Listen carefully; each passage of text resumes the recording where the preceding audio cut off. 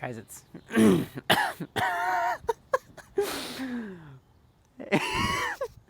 Hi guys, it's CJ. You're watching my in the bag video. I'm reshooting this intro because I shot the intro with the rest of my footage and I just wasn't happy with it. I think I had a phone call right before I filmed my footage in my room talking about my discs, and I was not in the frame of mind to be in front of a camera and talk. And so if I seem a little weird and cold and off, just disregard it when you get into the rest of the video. I wanted to make this because it's kind of memorializing my bag as far as how I was throwing, what I was throwing. This exact setup I used in a tournament here at my local golf course. I entered into the novice division because it was my first tournament. I got first. Super cool. I'm still using the Discology OG Bag V2. It's a great bag. No complaints, it's been awesome. But yeah, I wanted to show you what I was throwing and why I was throwing stuff. Just kind of getting experience for shooting an in the bag video. And there are some pretty cool things that might be happening in the future. So stay tuned. I can't say too much because I don't know what all that will look like, but definitely cool and exciting. So can't wait to show you and tell you what's going on. But for now, this is my video, so I'll see ya. I think a good place to start will probably be my approach shot and or like throwing putters. So we'll get started there. First up, we've got the Berg. And this thing is a very interesting disc. Obviously, the Berg is renowned for its shape, its flight, and you either love it or you hate it. It seems like nobody's ever kind of impartial until they try one, and then they have an opinion, right? This is K1 soft plastic, pretty bendy. The reason I have the Berg in my bag is because, like I said a second ago, I just wanted to try this for myself and see what all the fuss and the opinions were about. When I bought it and I threw it for the first time, I didn't really notice and accept how special it was until I actually used it in a game, and I was just like, wow, this is really unique and really special for me. That was at a time when I thought my approach game was probably the weakest point in my playing style. This probably single-handedly brought me back to, I think approach shots are one of the strengths of my game. So yeah, this disc has done a lot for me in just really learning how to dial in that kind of touch approach stuff. If you haven't tried a Berg, I definitely recommend you at least try it, and that way you know for sure whether it's for you or not. I will say one more thing, that as I've developed my forehand, I've really liked this on forehand too. A lot of people talk about the the thumb track kind of thing for forehands, and maybe that's why does work for me. Yeah, I do like it on forehand too. So it's both a forehand and backhand approach shot disc. That's the Berg. Okay, on the more understable side, we've got the Polecat. First of all, this die, I have to say, any of my die discs, they were all done by my buddy Ellis. I've talked about him multiple times already. He's just amazing with these dies. They turn out so good. If I want to trust something to obviously hold that Anheuser understable kind of flight, I'll throw this over the Berg. This definitely will hold that line further to the right, whereas the Berg's a little more overstable. Like I said, it'll fight out of it more. I like throwing this, and it's fun and unique, and the die is amazing. So on to putting putters. I'm currently using Electron Soft anodes, and these are amazing.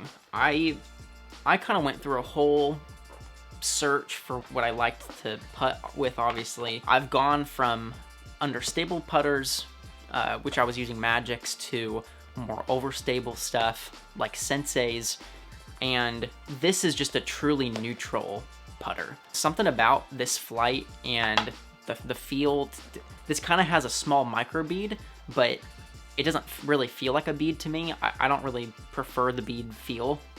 So it does have a little bit of lip, like a micro bead, but my brain does not get bothered by it at all. I really like this, and I do not have base plastic anywhere else in my bag except for these right now, and it's just because of the colder weather. I actually typically bag the R2 plastic anodes, And these things are amazing. I absolutely love putting with these. It's just, yeah, I love the feeling of premium plastic, and this feels exactly like premium plastic, but it's still got some stick to it. It's still got grip. It was just when I experienced the cold weather and some rain that I was like, you know, this definitely isn't as good. It's not as ideal. I'm very thankful for these, and they've just been working so well for me. Onto the main compartment of my bag. This is a Prodigy A2. Whenever I think about an approach shot, whenever I come up to my lie, whenever I'm looking at the surroundings and stuff, I think about, okay, do I want a shot that has shape, or do I want it to go straight? So if for the straight flights, I'll go to the putters, right? The Berg, the Polecat. I go to this disc specifically if I want it to get to the ground as quick as possible because it's so overstable. It just wants to dump hard left. I cannot throw this farther than probably like 200 feet. It's that overstable. And just for reference, like my max, like absolute bomb crush distance is like 400 feet. For forehand, I really trust that it's going to fight out of it. I can trust that if I give this a super high angle on the forehand and just kind of chuck it and flick it upwards, it's going to completely fight out of it, at least get the flat, if not all the way out. That's how overstable this is. Just kind of connecting it to the next disc, I have a distortion, and this is an amazing disc too. Again, Ellis, this die, it's so good. The distortion is really interesting because it's more like a zone stability and flight, but this does have more glide. It's maybe a little less stable than a zone. I can still throw this super, super far. I cannot throw the A2 very far, like I said. With this, I can trust that if I throw it on the same angle, I can trust that it is going to carry a lot more. It just has more glide, and it's actually a little bit slower. This is a little bit faster, which is also kind of an interesting mix. So when I'm choosing between these two, I really just have to think about, okay, do I want something to glide and carry, or do I want something to just die as soon as possible? So I throw this one for glide and distance. I throw this one for just getting to the ground as quick as possible. And I've really liked throwing these both. It's been really, really cool and really fun and new for me to kind of think about these shots in that way. Onto the mid-ranges. The first one is this EMAC Truth. This is a Lucid plastic, and I bought this at a Play It Again in the used bin. The Lucid EMAC Truth in my bag is for just that straight to overstable flight. It's really reliable for that, but I can also, if I power down on this and throw it flat, I can get it to flex, and it's got a really beautiful flight. It's just, I can throw this super far. For being a mid-range, it's super reliable in that way. It's super easy distance. It's a great disc, and I really like the feel of it too. The plastic feels great. The die is interesting. This is the only one that Ellis has not dyed. This just came this way. The next disc, Fission Hex. This, I have the least experience throwing this probably out of my whole bag for the amount of time I've had it. It is that reliably just straight buzz flight. Yeah, I can trust that it's just going to hold the straight line or hold whatever line I give it. Yeah, I need to throw it more. That's all I can really say. And this coloring is so cool. Cotton candy, blue and pink is just, yeah, it's so good. It's gorgeous. Next up is a disc that has kind of popped off in the last however long it's been now, the MVP Uplink. This disc is very reliably understable. I feel like with a lot of discs, you can't fully trust how much, or can't fully know how much it's going to flip and turn and ride that flight out. With this, I feel like it's pretty easy to do. You can reliably mash down on this, power grip it if you want. You can get to know its flight enough that you know exactly how it's going to fly every time. I love throwing this. Okay, onto the fairway drivers, or control drivers. The first one in this category, I've had an up and down relationship with. The Discmania FD. Yeah, this was not the legendary, straight, super glidey disc that I had been told about, but I've beaten it in now to where it is somewhat straight with a little finish left. So yeah, unpopular opinion, I'm not a big fan of this disc. I think it's a mix between the edges of like the corners of the disc and how hard the plastic is.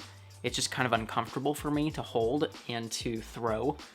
It's such an overstable disc that I had to just crank over on it on an anhyzer line to even get it to go anywhere. But because I've thrown it into trees probably like 50 times, the edges have rounded off a little bit and it does fly a lot better for me. This Axiom Crave is so good. I was looking for that super straight flight for a fairway driver, and this is it. I was so confident after throwing this like a handful of times. I actually threw this. I got it in the mail the day before the tournament, and I threw this, I think, once or twice in the tournament because of how confident I was with it. And yeah, it's just a testament to the disc and Axiom. It was super reliable, super straight, and I never had to question what it was going to do, really. If you don't like the FD or you're just looking for a straight fairway driver, you definitely need to check this out because this is unlike any other disc I've really thrown. It's just super reliable. So, Axiom Crave. This next disc is trying to replace a beloved spot in my bag. This is the Infinite Discs Centurion. And right off the bat, the feeling of this disc, the appearance, it looks gorgeous. Kind of similar cotton candy coloring to the hex over there. I was watching Eric Oakley's in the bag videos, and he was saying that he can just get reliable flip, and he was comparing it to a leopard and some other discs like that. And I had a champion leopard in my bag that I lost. I just checked this out. I bought it with the Crave. I got it in the mail, and when I threw these, I was just like, wow, these are exactly what I wanted. This flips more than the Crave, even though the numbers make it sound like it won't. This does flip more. I would say this is a -2-1. Once this beats in, it should very well be able to replace my leopard and how it flew, just having that reliable flip and just carry, whereas the Crave will like flip, but it'll still be stable enough to fight out. This is an amazing disc, and I'm really excited to beat this in and just continue using it because it's going to be a great place in my bag. On to the more utility disc kind of fairway driver stuff. The first one, a Latitude 64 Diamond. This disc is crazy. It is just, this disc, it's a 155 gram disc, okay? It is very, very light, but it's also just stupid understable. It's very confusing to watch fly because you're just like, okay, that should not be flying that way. You can just rely that if you just barely release it, it just holds straight. And if you power down on it and rip it flat, it is going to dump right and roll. But it's also a disc where I can trust that no matter how much hyzer I give it, it is going to flip on me and it's going to carry, if not dump and roll. So very, very, very specific shot. Yeah, it's just an interesting slot in my bag. I didn't bag it for the longest time because of how not often I grab it. There's one hole in particular that I throw this on and I park it almost every time just because of how weird this flight is. So yeah, very interesting. Latitude 64 Diamond. Next up, we got the Firebird. Yeah, you can't say too much about it other than it's a Firebird. It's just that reliably super overstable flight. My other Firebird I put out of my bag because it was a very straight Firebird. It wasn't a dump left Firebird. This is a very overstable, beefy, just trusting that if you have, like, let's say a left to right headwind and it's going to make the disc flip and want to go right, I can throw this flat and trust that it's going to hold straight and not budge, and it'll still finish left. It's that level of overstable. And then also, obviously, forehand, it's just, I can get over on it and trust that it's either going to get to flat or dump even further to the right. Very fun to throw, very unique disc, and yeah, it's a Firebird. Can't say too much else.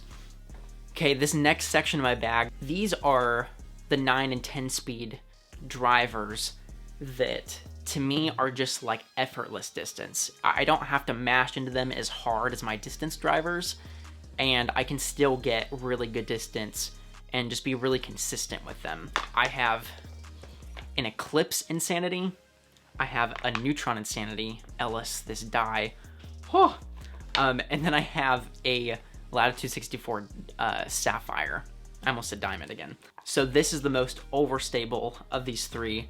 This is more neutral, and this is the understable slot of these three. This is actually what started my love for this slot in the first place. This Sapphire is just, like I said, it's such effortless distance. The glide is amazing. The feeling of the plastic is so good. The dome, it's so good. There's so many elements to this disc that have just been such a staple for so long on my bag. And I just fell in love with this flight, the characteristics of the disc, and everything. I was just searching for what else is like this. Genuinely, this is it. Once this beats in, I think it is going to replace my Sapphire. If I ever lose it or anything like that, it's just so good. And I feel like I can throw this just a touch further than I can the Sapphire. It is so good and consistent, and I love the feeling of it. Obviously, these are super flat. These Insanities are super flat, whereas the Sapphire is super domey with that pop top. The Insanity is just insane, right? So absolutely love this. If you have not tried one of these out, you should. And if for some reason you don't like the flat style, or you just don't like Axiom or MVP or whatever, try out the Sapphire, because this thing is amazing. Going back to this guy, this is just the most overstable out of the bunch. Yeah, it's just such a reliable, good flight. I love this thing. The glow is amazing, obviously, with the Eclipse plastic. I've loved throwing this. This has just been such a treat to throw. I actually did have to beat this in like my FD though. I threw it into probably 50 trees or something. It was just super overstable. Now it is that super reliable, straight, slight flip, and then fade. It's just, yeah, it's so good. This section of my bag gets me excited, if you can't tell. So I love these three. The next slot in my bag is the Wraith category, and I've got a Surge, I've got a teal Wraith, and then I've got this yellow pre-flight numbers Wraith. And if you can't tell, this is obviously how they are in stability. So you've got the overstable, you've got the kind of neutral one, and then you've got the super understable one. Chandler Fry brought this disc back, this mold, the Surge, and I'm not a big Discraft person. This, to me, it matches that Wraith flight. Once it beats in, it'll probably be closer to the blue Wraith, but it's stable enough right now that I trust it to not really flip much, if at all. I think this is really good when I do have a little bit like of a headwind or something like that, where I want to throw Wraith, but I want it to be stable enough to fight it. I'd throw this. This has been a great disc in my bag, and it's been a great addition. That's the Chandler Fry Surge. The teal Wraith, this was Ellis's, and he gave this to me for my birthday. This disc has just been in my bag for so long now. It's really special to me. It just holds a special place in my heart. If I want to throw a Wraith, but I want it to reliably flip but still fade out, I throw the blue one. Sometimes, if I get over on it enough, then it's not coming back. But it is that more reliably neutral Wraith in my bag. The last one, this is just such a treat for me. I feel like I have a little bit of a history in my bag. Like I said, this is a pre-flight numbers Wraith. And if you don't know, flight numbers started getting put on Innova discs in like 2009. Yeah, so I love this. I had Ellis dye this. I'll show you a picture of what it looked like, because it did not look like this. The stamp was gone. Somebody had Sharpied Star Wraith onto it and wrote Innova. When we dyed this was kind of an accidental dye. It didn't turn out the way we wanted, but it also didn't take the dye like we wanted. But what's crazy is the stamp. The stamp actually came back because of the dye. Where the stamp was on the disc actually took dye better than the rest of the disc, as you can see the original stamp, but it's not a stamp. It's actually just the plastic, and the dye dyed that plastic where the stamp was. So very cool, very unique. This is the Wraith I pick when I want it to not come back. It's like when I want it to flip and not come back, and if it's out of its flight, this is the one I throw. I could throw rollers with this probably if I wanted to, but I love this too much to do that to it. If I'm throwing this in like right to left tailwinds, it is understable enough to where it is still going to fly really, really far. I love this thing. It's amazing. Now on to the Destroyer category in my bag. This is the only other Discraft disc I have in my bag. This is Zeus. It is so flippy. This is my absolute just distance driver. If I need distance, max distance, and I can trust it to get me there, this is the one I pick. This is just such a special, great disc. It's awesome. This is my max distance driver right now. It's so good. To me, this does feel different from most Discraft discs. The plastic is just, it's really nice. Yeah, I love this thing. I can't really say much else. It is just, I can throw this flat, maybe to touch of hyzer, and it will just have such a perfect flex shot to it.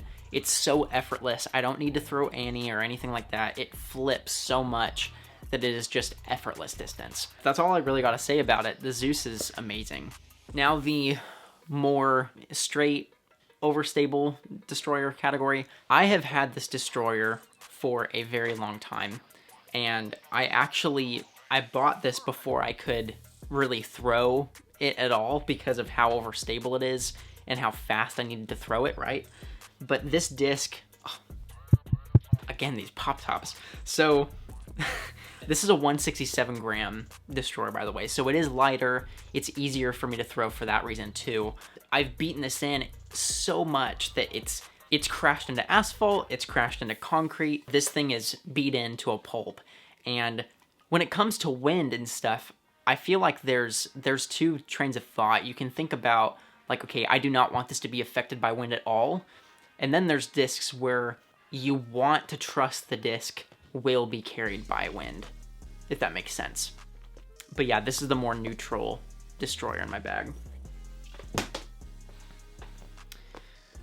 The last one, this beautiful, again, this is dye, so good. This is the Overstable Beef Monster Destroyer in my bag. Definitely love this thing. This is the Overstable Destroyer that pros probably talk about. I mean, honestly, compared to them, it's probably not super overstable, but it is for me. It is that beefcake Destroyer for me in my bag. So anyways, that's it. That's my in the bag video. I hope you enjoyed it and thought it was entertaining and just kind of interesting. I hope you like the format too, because I haven't shot some other stuff that I'm going to be editing with, but I have ideas of how I want to make it kind of unique and different from other people's videos. So yeah, I hope you enjoyed it. We'll see you soon. Leave a comment below if you want to see something specific or have any ideas for me as far as what you guys would like to see, want me to create, etc. Just let me know. We'll see you in the next one. Peace.